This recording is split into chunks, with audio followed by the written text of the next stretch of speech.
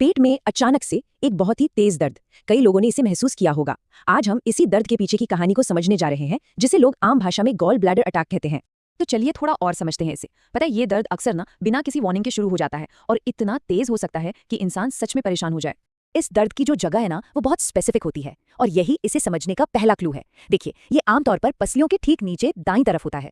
तो ये कोई मामूली पेट दर्द नहीं है, ये एक बहुत ही खास सिग्नल है।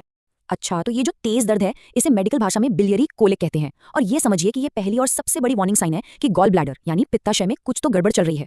लोग बताते हैं कि ये दर्द बहुत तेज, ऐंठन वाला या कभी कभी हल्का सा होता है, जो खाने के बाद, खासकर अगर कुछ तला हुआ या फैटी खा लिया हो तो एकदम से बढ़ जाता है।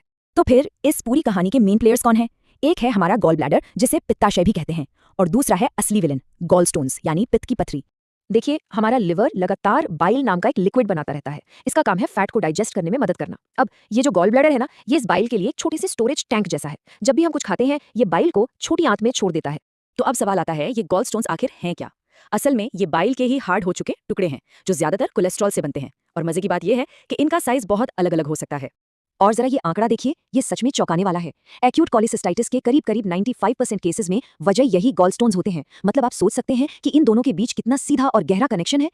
अच्छा, कुछ लोगों में गॉलस्टोन्स होने का रिस्क थोड़ा ज्यादा होता है, जैसे कि महिलाओं में जिनकी उम्र 40 से ज्यादा है, या फिर जिन लोगों को मोटापा है। और हाँ, अगर फैमिली में किसी को ये प्रॉब्लम रही है तो भी चांस बढ़ जाता है। तो देखिए, सिर्फ गॉलस्टोन का होना ही अपने आप में प्रॉब्लम नहीं है। असली मुसीबत तो तब खड़ी होती है जब इनमें से कोई एक स्टोन अपनी जगह से खिसक कर किसी जरूरी रास्ते को ब्लॉक कर दे। और बस इसी कंडीशन को हम कहते हैं एक्यूट कोलेसिस्टाइटिस। ये सिर्फ दर्द नहीं है, ये गॉल ब्लैडर में आई सूजन है और ये एक सीरियस मेडिकल इमरजेंसी भी हो सकती है।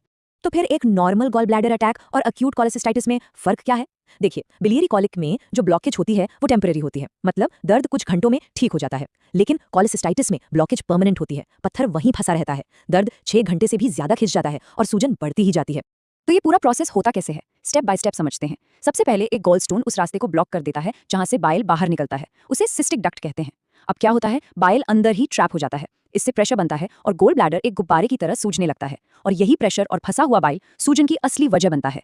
अच्छा, तो जब कोई इन सब लक्षणों के साथ डॉक्टर के पास पहुंचता है तो डॉक्टर इस केस को कैसे सॉल्व करते हैं? मतलब वो कैसे कंफर्म करते हैं कि ये सच में एक्यूट कोलेसिस्टाइटिस ही है? डायग्नोसिस का एक क्लासिक तरीका है मर्फी साइन। इसमें होता क्या है कि डॉक्टर पेट के ऊपरी दाहिने हिस्से पर हल्का सा प्रेशर डालते हैं और मरीज से गहरी सांस लेने को कहते हैं। अगर ऐसा करते ही एक तेज दर्द उठता है तो ये एक बहुत स्ट्रॉन्ग इंडिकेशन है कि मामला कोलेसिस्टाइटिस का ही है। फिजिकल एग्जाम के बाद डॉक्टर कुछ और टेस्ट भी करवाते हैं, जैसे ब्लड टेस्ट से पता चलता है कि कहीं कोई इन्फेक्शन तो नहीं है। पेट का अल्ट्रासाउंड तो बेस्ट तरीका है गॉल स्टोन्स और सूजन को देखने का। और मान लीजिए अगर अल्ट्रासाउंड से भी पिक्चर क्लियर नहीं हुई तो फिर हिडा स्कैन होता है। ये एक स्पेशल स्कैन है जो बाइल के फ्लो को देखता है और कंफर्म कर देता है कि डक्ट ब्लॉक है या नहीं। तो एक बार जब डायग्नोसिस कंफर्म हो जाता है तो फिर अगला स्टेप होता है ट्रीटमेंट का। और अच्छी बात यह है कि इस मामले में एक बहुत ही पक्का इलाज मौजूद है। इस सर्जरी का नाम है कोलेसिस्टेक्टोमी। और देखिए, लॉजिक बहुत सिंपल है। जब सारी प्रॉब्लम की जड़ वो गॉल ब्लैडर ही है तो क्यों ना उस जड़ को ही हटा दिया जाए। इसीलिए इसे सबसे इफेक्टिव ट्रीटमेंट माना जाता है। अगर ट्रीटमेंट ऑप्शंस पर एक नजर डालें तो सबसे कॉमन है लैप्रोस्कोपिक सर्जरी, जिसे की होल सर्जरी भी कहते हैं। इसमें रिकवरी बहुत फास्ट होती है। हाँ, अगर केस थोड़ा कॉम्प्लिकेटेड है तो ओपन सर्जरी भी करनी पड़ सकती है। और एक और बात, अगर स्टोन पित्त की नली में फंस गया हो तो उसे निकालने के लिए ERCP नाम का एक प्रोसीजर होता है। और ये जो डेटा है ये बहुत कुछ कहता है।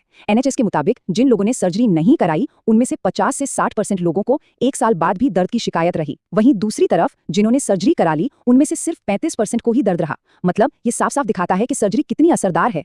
अब एक सवाल जो अक्सर सबके दिमाग में आता है, क्या गॉल ब्लैडर के बिना एक नॉर्मल जिंदगी जी जा सकती है? तो इसका जवाब क्या है?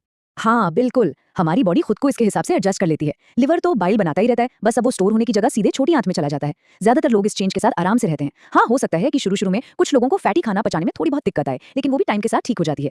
और आखिर में ये सबसे जरूरी बात, जैसा कि एक्सपर्ट्स भी कहते हैं, अगर एक्यूट कोलेसिस्टाइटिस को इग्नोर किया जाए तो ये जानलेवा भी साबित हो सकता है। सही टाइम पर सर्जरी करवाना न सिर्फ सेफ है बल्कि ये बेहतर नतीजों की एक तरह से गारंटी भी है। तो इससे सबसे बड़ा टेकअवे क्या है? यही कि अपने शरीर के सिग्नल्स को सुनना और समझना बहुत जरूरी है। और ये बात सोचने पर भी मजबूर करती है कि हमारी हेल्थ से जुड़े और कौन कौन से ऐसे वार्निंग सिग्नल्स हो सकते हैं जिन्हें हम शायद नजरअंदाज कर रहे हों।